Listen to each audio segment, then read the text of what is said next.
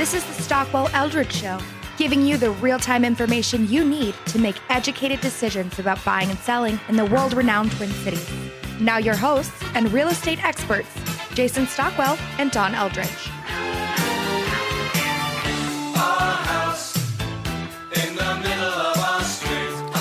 Good morning, Minneapolis, St. Paul. Welcome to the Stockwell Eldridge Show. I'm Jason Stockwell with RE/MAX Results. Don Eldridge, RE/MAX Results. And we're going to have a great show for you today. We have a room of experts as usual, but this time I think we've raised the bar a little bit, even with more expertise. We have Thomas Jusela with Finance of America, a Blackstone company. How you doing, Thomas? I'm good. How are you today? Good. Welcome back. Thank you for having me. And he's looking sharp, so check us out on YouTube. Looking sharp. And we have Marshall Saunders, also looking very sharp here. Hello. How you doing, Marshall? I'm doing well. Welcome Thanks back. for having me back. You bet. And Brandon Doyle, who's a fellow RE/MAX Results agent. Welcome, Brandon. Yeah, thanks for having us. First time on the air. Yeah. We're loving it. We're going to have some fun. Sure. And, of course, the beautiful only female in the room today. Woo! Lucky me. And you are? Oh, I am Don Eldridge with RE/MAX Results. Awesome. I did say that earlier. Oh, you did? Very good. Yeah, Okay. did you forget? I did. I'm What having a happened? rough day today. Maybe we should go around again. And we have Barry White in here as well. But here's what we're going to be talking about, folks. I want to get in some really good subjects along with, especially with the experts we have in the room between Dawn, Thomas, Brandon, and Marshall here. Zillow. And yourself. And myself, because I want to talk about Zillow and their settlement that they just did and see if that has any impact or does anything, or if it's just kind of a petty deal. The federal rate hike coming up here that they're not going to do one, or maybe they didn't do one. I don't follow it every day, but maybe these guys do. And then lastly, we want to talk about, on the real estate topic, is the jobs and the productivity and the poor jobs numbers. And last but not least, besides that, we want to introduce and talk about a book that Brandon and Marshall co-authored called Mindset, Methods, and Metrics. And it says Winning as a Modern Real Estate Agent. So this book, I'm sure, is loaded, and I want to hear more about it and what's going on with it. And maybe I'll get a copy and I can actually read it, but I want to learn about it before we get into it. So Sounds good. market update, what's happening, Dawn?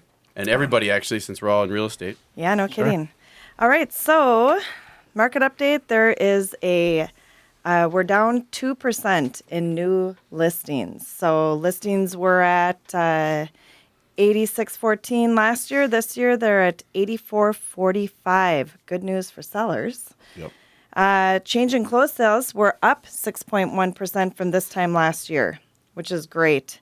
And even better news, median sale price is up 7.7%, and the average sale price is up 6.8%. So the average sale price went from $255 last year to $273 this year. The average. And That's then the great.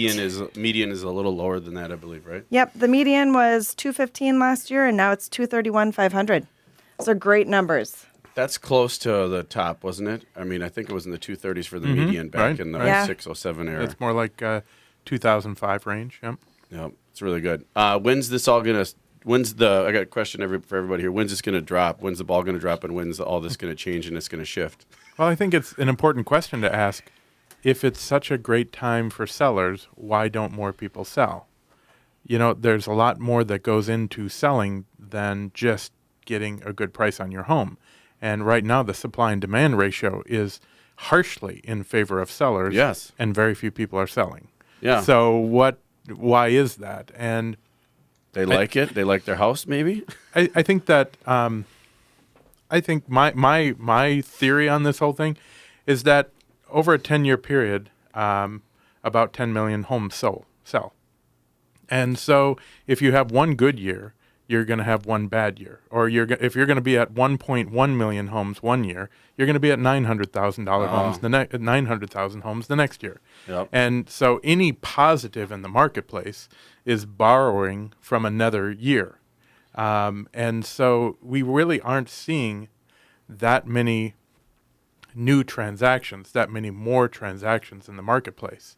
And so I think we're just seeing kind of an ebb and flow. And I think what happened in 2007 was like a meteor landing on Earth.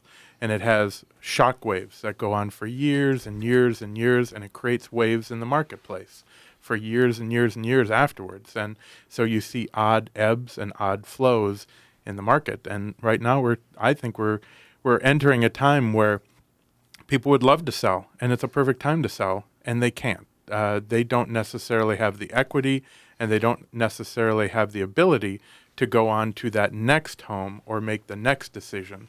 And so they're kind of in a holding pattern. Or exactly. Or they want to sell, but Right. they're not going to. They're worried they can't find something. That they don't know if they're going to find something. Right. They're going to go to. They've either taken advantage of the market already, Yep. or they're like, you know what, I want to take advantage of the market in 4 years, but they're not necessarily in a position right now where they want to take advantage of the market. Yep. I agree. See, Thomas, what's happening in the mortgage world, or actually in you're seeing the real estate world too?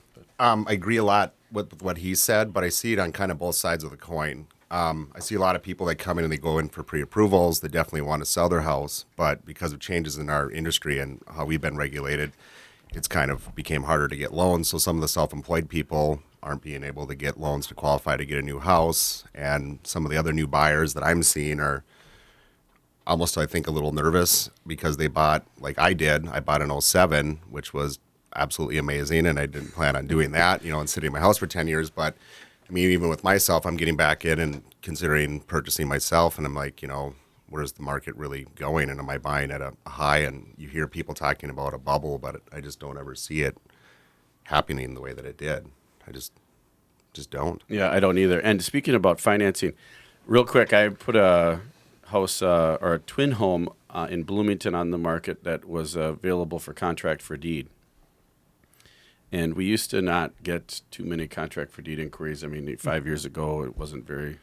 And if they were kind of, or I should say more than 5 years ago now, it would have been like 05, 06. There wasn't too many of them. And if they were on the edge of the kind of shady, if you will. Weird. Yeah, weird deals. And there was mortgages always on everything and all that. But anyway, this is a true available contract for deed. And there were, in one day, 5 contract for deed inquiries between agents and consumers that wanted to inquire about contract for deed, because they some reason, I don't know what it is, they just cannot get a loan, but they have good credit. Maybe one of them has good credit and money, they just don't have any history for their job or something. So that's what I'm seeing on the contract for deed, and I don't think there must be too many of them being offered, just like the other sales that they're low, on a contract for deed. But so overall market. Still a good time to sell if you're a seller. If you're a seller going to sell and then move into a rental, or if it's your last hurrah, if you will, and this is the last home sale you're going to do, and you're that age group, Do it. do it now. Do it right now. Say. Yeah. Don't wait and see what happens, and then hope that because you could be sitting in a situation where you may not have as much equity in the future, and then find a place to go. I'm seeing sellers that are capitalizing on this now and selling, and then they're actually being very flexible on their next endeavor. Yep. They'll live in short-term rental for a while. They'll go. I mean, they're just saying, "Hey, we'll find something down the road. We're not going to make sure that we have something exactly that we want, because then we might not be able to capitalize and sell on the market right now." And to build on what you were saying before, a lot of people have learned from the lessons of 2007, 8, 9, 10, and they don't want to necessarily jump into another home that they own. People want the flexibility of renting now, because you can rent and you can be out of your home in 6 months, whereas if you buy, you might be locked in for long term. So it's a great time to sell, though. Yeah, I would say take advantage of it now, and that's a lot of our clients. In fact, if you're thinking of selling, you can go to the Stockwell Eldridge Facebook page, or go to tcrealestatehour.com. There's a click button on top that says home evaluation, because a lot of our sellers have been in their home 20, 30, 40 years, and they need advice on what to do to their home in order to sell it, if they want to do any updates or repairs, or what they can get for it now in the current condition. Maybe it's not updated all the way. But if your buyers are more flexible now than they've been in a long time, so they're willing to take on projects, they're willing to take on things that they maybe wouldn't have in the past. And don't wait until that changes or that shifts, is our recommendation. But so real quick, just so that everybody can give a background for us, Thomas Jusela, Finance of America. A little background about yourself, and then I'll let Marshall do that, and Brandon as well. We skipped that in the beginning. We went right into content. But A little background about myself. I got in the mortgage industry about 14 years ago. From northern Minnesota, I moved down to the Twin Cities about 2002 to pursue my career in here. It's pretty much about my background. I've done this to a level that a lot of people probably haven't, and I really enjoy what I do, and I think I bring a value to the table, and not just with myself, but with my team and everyone that I work with. And if you go to Zillow, we're going to talk about Zillow, but if you go on Zillow, check out Thomas Jusela on Zillow, and we'll get the spelling for you as well. But the reviews and it's amazing. Zillow is a very good tool for realtors and loan officers and ability for consumers to give reviews. And he has one of the highest loan officer and lender review ratings I've seen, and amount of reviews. So, Cool. How many do you have? I think a little under 200 right now, which they cycle out every 12 months, so they cancel out. So right now, if you went to the state of Minnesota and or just researched on Zillow and just typed in Minnesota, I've been at the #1 spot for quite some time. So it's a good spot to be in. it Great. is. And Marshall Saunders, I know Marshall from a long Yeah. time from brokerage at Remax Results, but a little background on you again. Yeah, I was a real estate agent for 12 years, and then I became half owner of Remax Results in 2008. I owned that half of Remax Results for 6 years. I sold it about a year and a half ago, and I started 2 different ventures, and as well as writing a book with Brandon. One of my ventures is a crowdfunding company where we buy investment real estate, and we try to get more people involved in income-producing property ownership. And that's Saunders Daily. And then my other company is Venture Near Resources, and we create real estate leads all over the country. Oh, nice. So last time you were on, I don't think that was in the works yet. Well, it was in the works for the Or it was past in the couple works, of years, but it wasn't, I wasn't advertising it. Yep, Nice. but yep, that's going really, really well. We just try to create a better quality lead and put it in the hands of a better quality real estate agent, and to improve the overall customer experience across the country. And we're hoping to be in 100 markets by the end of 2017. Wow. Nice. Marshall, I haven't gotten any leads from you. Yeah, well, didn't sign up. You got to sign up. And Brandon Doyle. Yeah. I've known Brandon for quite a while. He's one of the best agents at Results with us that is great and actively involved in many things. I'll give you a quick background. Yeah, so I got into the business 4 years ago. I've joined my dad's team. We were previously at a different brokerage and came over to Remax Results with all the exceptional agents over here. Really have been elevating our business quite a bit and growing our team there. As Jason mentioned, I'm heavily involved with volunteer work with And he's busy. He's getting a phone call. And he's writing a book. that one wasn't me. Oh, that wasn't. Oh, okay. We'll be back Same with more with the expert panel. Stay tuned. We've got a lot to talk about.